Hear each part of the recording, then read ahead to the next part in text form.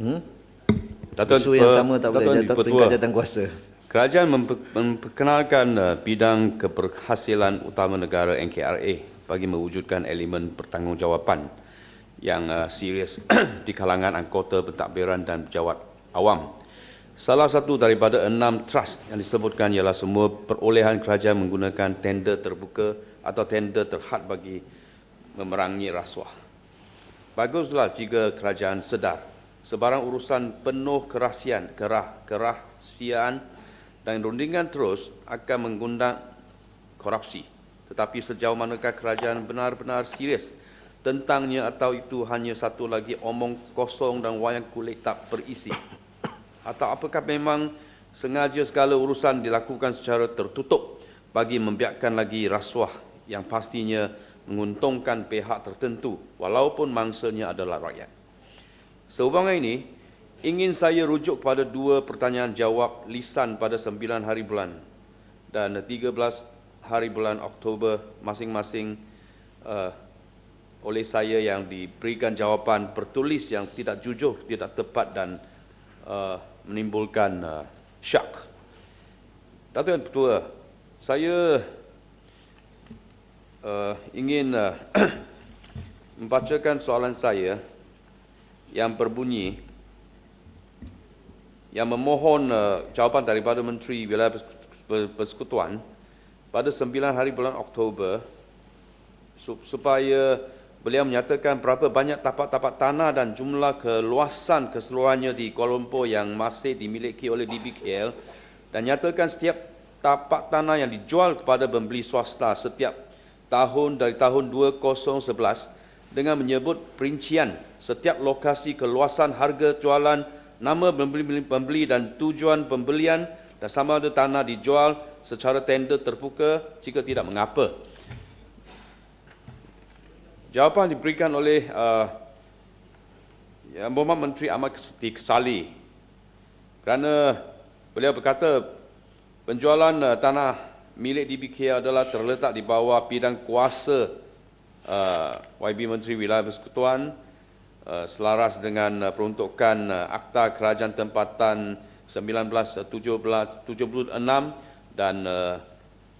dan tamatnya jawapannya tanpa memberi sebarang putil-putil yang diminta. Soalan yang bertarikh 13 Oktober pula, soalan saya yang berbunyi yang minta Menteri Wilayah Persekutuan juga agar beliau menyatakan berhubung penjualan tanah kerajaan milik DBKL yang membabitkan tapak di mana bangunan Jabatan Kejuruteraan Mekanikal DBKL dan bangunan Jabatan Kesihatan DBKL dan tanah-tanah lapang di sekitar kedua-dua bangunan tersebut, berapakah keluasan setiap tanah, siapakah pembeli dan tarikh pembelian, harga setiap kaki persegi, jenis pembangunan baru yang dicadangkan di atas tanah-tanah tersebut, bilakah dan di manakah jabatan-jabatan terlibat akan ditempatkan semula bangunan jabatan-jabatan tersebut. Jawapan yang hampir sama diberikan kepada saya dengan mengatakan penjualan tanah itu, kedua-dua bangunan jabatan DBKL itu adalah juga terletak di bawah bidang kuasa Yang Berhormat Menteri, maka beliau berhak menjualkannya dan tidak ada putiran lain diberikan melainkan memberitahu saya bahawa kedua-dua jabatan itu akan dipindah dan ditempat semula di Taman Metropolitan Kepong itu. Ini untuk jabatan kejuruteraan dan bagi jabatan kesihatan adalah terletak di Pudu Ulu. Datuk Yang Ketua, jelas sekali jawapan yang diterima saya tidak dijawab dengan jujur dan tepat. Sebaliknya merahsiakan kebenaran dengan lari daripada menjawab persoalan. Sekiranya tiada apa mau disembunyikan, sudah tentu saya patut mendapat jawapan yang benar dan tepat. Tentunya kerana adanya tekanan daripada menteri sendiri ataupun kumpulan tertentu ataupun individu berkuasa. Ini sama ada berpunca daripada rasa bersalah atau terdapat cubaan untuk menyembunyikan kebenaran dari Dewan yang mulia ini dan juga pengetahuan umum. Dan banyak persoalan ingin saya bertanya di sini kerana urusan jual beli tanah milik DBKL merupakan dalam beberapa tahun kebelakangan ini merupakan satu skandal yang besar yang melibatkan beratus-ratus juta ringgit yang di mana kepentingan orang ramai telah terkorban untuk menguntungkan beberapa syarikat kroni Barisan Nasional. Datuk Yang Di-Pertua, misalnya kedua-dua jabatan DBKL yang disebutkan tadi,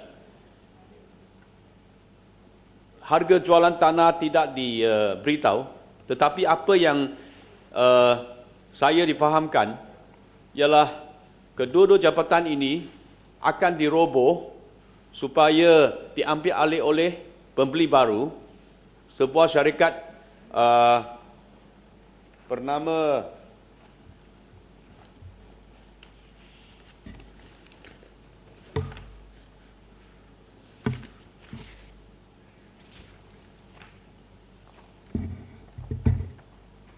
Jekyll ini, dan kedua-dua bangunan jabatan DBK ini akan terpaksa berpindah dan segala kos membina bangunan baru jabatan DBK ini akan dibiayai oleh DBKL ataupun dibiayai oleh pembayar cukai.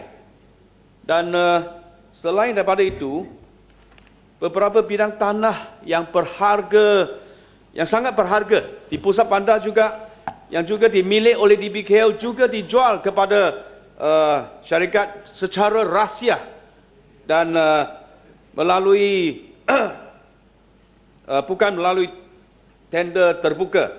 Dan ini termasuk tanah velodrome yang seluas 13.68 ekar di Patu 4 Jalan Ceras yang dijual kepada syarikat Jekyll dulu juga. Dan untuk menempatkan semula velodrome ini, sebuah velodrome baru akan dibina di Bandar Tun Razak dan segala kos juga akan dibiayai oleh DBKL yang akan yang bernilai 83 juta ringgit. Ini satu perkara yang sangat tidak adil. Tambahan lagi, tanah di Jalan Pinang KLCC juga telah dijual secara rahsia dan apakah harga jualannya tidak langsung diketahui oleh sesiapa pun. Hentian bas Putra dan bangunan letak kereta berbilang tingkat di PWTC. Datuk yang Di-Pertua, bangunan letak kereta ini adalah satu tempat yang mempunyai lebih daripada 1,000 petak letak kereta. Dan apakah sebab ia ini dijualkan memerlukan satu jawapan yang jelas. Lagi, bekas tapak pameran terbuka dan jualan borong PWTC juga dijual tanpa pengetahuan umum. Lagi, lot nombor 4, sebidang tanah yang bernilai tinggi di belakang semua house, lorong Bunus 6, off Jalan Tuanku Abdul juga dijual secara yang sama. Datuk Yang Di-Pertua,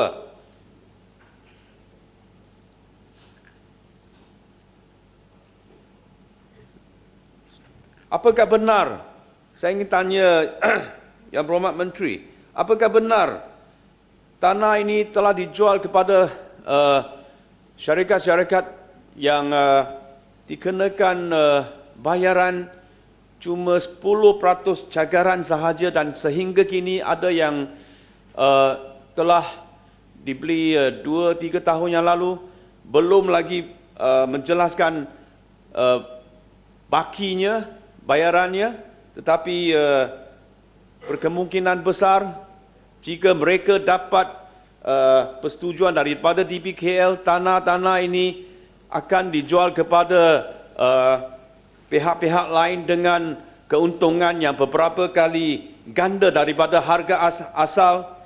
Ini satu perkara yang akan sangat merugikan DBKL, kerajaan dan juga rakyat. Dan apa katanya, persupahatan selalunya membawa keuntungan. Dan saya diberitahu, difahamkan di kalangan kaki tangan DBKL, sudah menjadi pengetahuan umum bahawa seorang pengarah DBKL disebabkan bantuannya dalam urusan jual beli ini, beliau telah mendapat dinaikkan pangkatnya ke Jusah C, walaupun dia merupakan seorang pegawai yang lebih junior daripada pengarah-pengarah jabatan yang pengarah jabatan-jabatan yang lain. Dia merupakan salah seorang pengarah jabatan juga dalam DBKL. Dan Datuk Yang Dipertua, kerajaan bertanggungjawab melindungi tanah negara, tetapi kerajaan Barisan Nasional telah menyalahgunakan kelebihan itu atas biaya kerajaan rakyat. Tidak ada manusia waras akan bersetuju atau menerima rundingan dan perjanjian secara sulit bagi perjualan tanah kerajaan yang bernilai tinggi. Urusan secara rahsia dan skandalus membiakkan amalan rasuah dan penyelewengan, sehingga menyebabkan tanah kerajaan dijual dengan harga rendah dan merugikan. Negara ini rugi, rakyat yang mengamanahkan tanggungjawab itu kepada kalian semua rugi. Yang untung hanya mereka yang rakus mengumpul kekayaan dan berdayung di atas air mata rakyat. Datuk Yang Dipertua, harga tanah-tanah utama di Kuala Lumpur semakin meningkat tinggi. Tanah-tanah DBKL sudah tentu mendapat harga yang tinggi sekiranya dasar tender terbuka dilaksanakan untuk penjualan tanah. Sekiranya sebarang penjualan tanah ada memikirkan tentang rakyat yang selayaknya mereka nikmat hasil untung penjualan, sudah tentu ia dilakukan melalui tender terbuka dilaksanakan untuk penjualan tanah. Skandal ini satu lagi janji yang bakal rakyat dendangkan sebagai janji dikhianati, bukannya janji ditepati. Datuk Yang Dipertua, banyak yang perlu dijawab oleh menteri, oleh kerajaan, dan saya mencabar Menteri Wilayah Persekutuan bangkit dari persembunyiannya untuk menjawab dan jangan cuba melencong daripada persoalan. Dia ceras boleh gulung. Jika mau terus berahsia, ada baiknya menteri letak jawatan. Dan saya juga ingin menyeru kepada SPRM supaya memandang berat kepada perkara ini dan mengambil tindakan lanjut untuk menyiasat ke akar umbi kepada urusan skandalus jual beli tanah DBKL ini yang diberikan segala bantuan dan kerjasama oleh pihak Kementerian Wilayah Persekutuan dan orang-orang lain di peringkat atasan. Sekian, terima kasih.